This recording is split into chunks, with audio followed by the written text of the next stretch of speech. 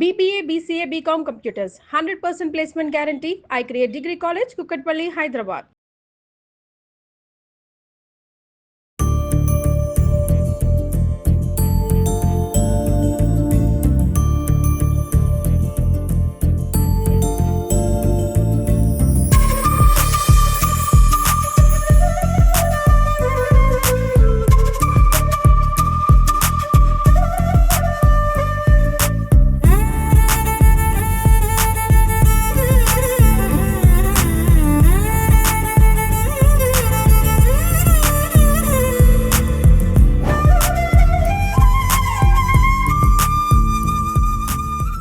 నమస్కారం.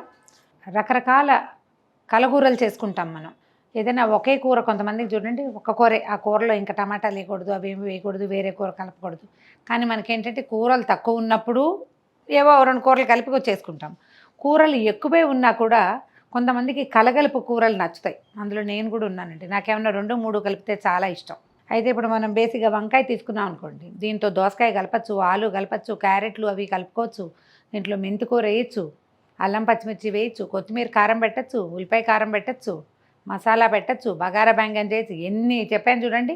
నేను చెప్పినవి కాకుండా ఇంకా జీడిపప్పు వేసుకుని కూడా కూర చేసుకోవచ్చు, పనస పిక్కలు వేసుకోవచ్చు, చిక్కుడుకాయ కలుపుకోవచ్చు, క్యాప్సికమ్ కలపచ్చు, ఏవైనా కలుపుకోవచ్చు. బేసిక్ ఒక వంకాయ ఉండి రెండో పదార్థం కొంచెం తక్కువగా ఒక కాసిన అన్ని దోసకాయ ముక్కలు అలా వేసుకోవచ్చు, మామిడికాయ కూడా వేసుకోవచ్చు అండి. అయితే దీంట్లో ఉల్లి వెల్లుల్లి వేసి చేసుకునే విధానం కొంతమందికి అలవాటు ఉంటుంది. కూర పెరుగుతుంది ఒకటి, రెండోది వాళ్ళ రుచిపాకం కూడా. ఈ రుచిపాకం లేదు మనకి, కూర పెరగటం ఒకటే, అయితే ఏవైనా 1, 2 కలుపుకోవచ్చు. ఈ వంకాయలో మెంతి కూర వేస్తే చాలా బాగుంటుందండి. పెద్ద మెంతి దొరుకుతుంది మనకి.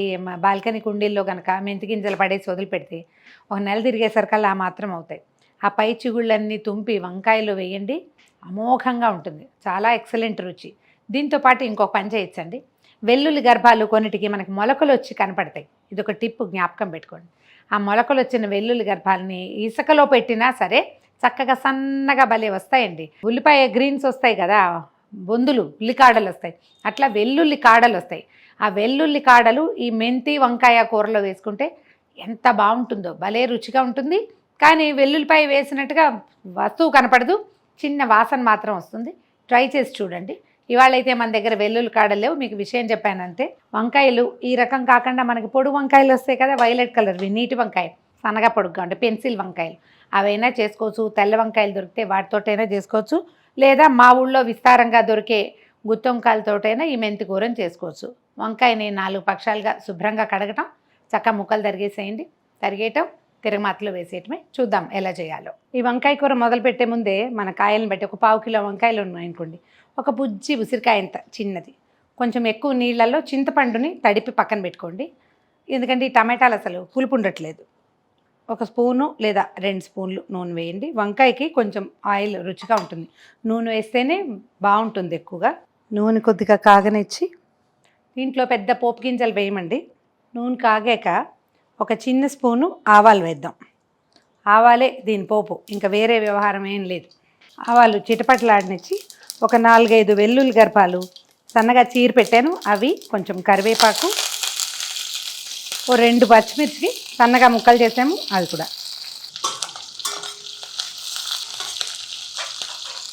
నూనెలోనే ఒక చిటికెడు పసుపు వేసేసి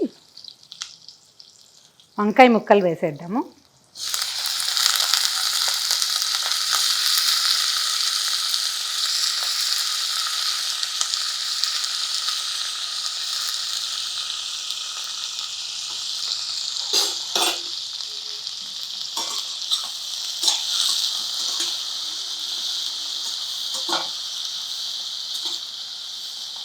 దీంట్లో ఏం చేస్తామంటే కొంచెం ఒక 2 టమాటాలు సన్నగా ముక్కలు తరిగి పెట్టాను, అవి వేసేద్దాం. ఈ కూరకి సరిపడా ఉప్పు వేసేద్దాము. రాళ్ళు ఉప్పు వేసే అలవాటు ఉంటే కనుక అది వేసుకోండి.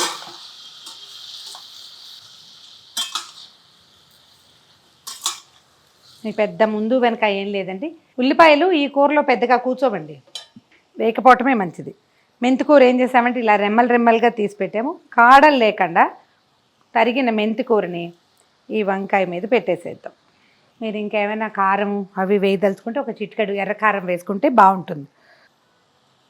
కొద్దిపాటి కారము, చింతపండు కొద్దిగా గుజ్జు తీసి పెట్టాను. చిన్న చింతపండు నానబెట్టుకోవాలన్నానా కొంచెం పల్చగా పులుసు తీసి ఈ కూర మీద పోసేయండి.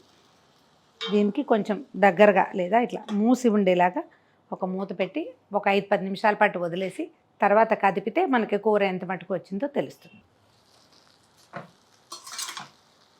ఒకసారి కూర తిరిగేద్దాము.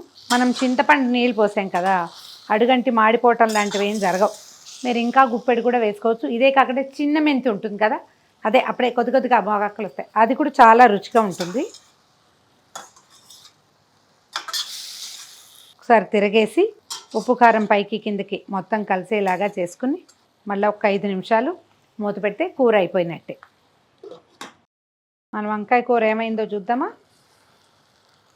కూర మొత్తం దగ్గరకు వచ్చేసింది, అయిపోయింది. మెంతి కూర అంతా వేగిపోయింది, ఉడికింది చక్కగా.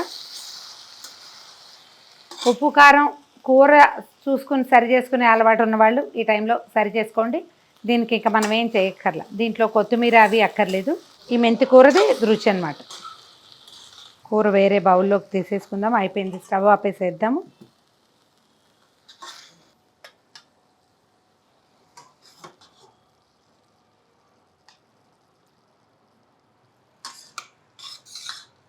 ఈ కూరల మీద ఒక్కొక్కళ్ళకి ఒక్కొక్క అవగాహన ఉంటుందండి. కర్రీ ఇలా వంకాయలు అవి ముక్కలు ఏ ముక్కకు ఆ ముక్క కనపడాలనుకునే వాళ్ళు కొంతమంది, గుజ్జుగా కలిసిపోవాలి ముద్దలాగా ఉండాలనుకునే వాళ్ళు కొంతమంది. మన ఇళ్లలో అలవాటును బట్టి కలగూరలైనా అంతే. మనకు గుజ్జుగా కావాలంటే ఇంకొద్దిగా వేసారు, మరి కాస్త నీళ్ళు చల్లటం, కొంచెం గుండ్రటి గరిటెతోటి ఒకసారి మెదిపేస్తే చక్కగా గుజ్జు వచ్చేస్తుంది. కాదనుకుంటే అలాగా నేను కదిపినట్టు 1-2 సార్లే కూర కదిపి ఆ ముక్క భావకం కనపడేలాగా చేసుకోవటం ఒక పద్ధతి. ఇలా ఎందుకు చేశారు అంటే ఎవరి అలవాటు నచ్చే విధానాన్ని బట్టే మనం కూరలు చేసుకునే విధానాలు ఉంటాయి, అంతే.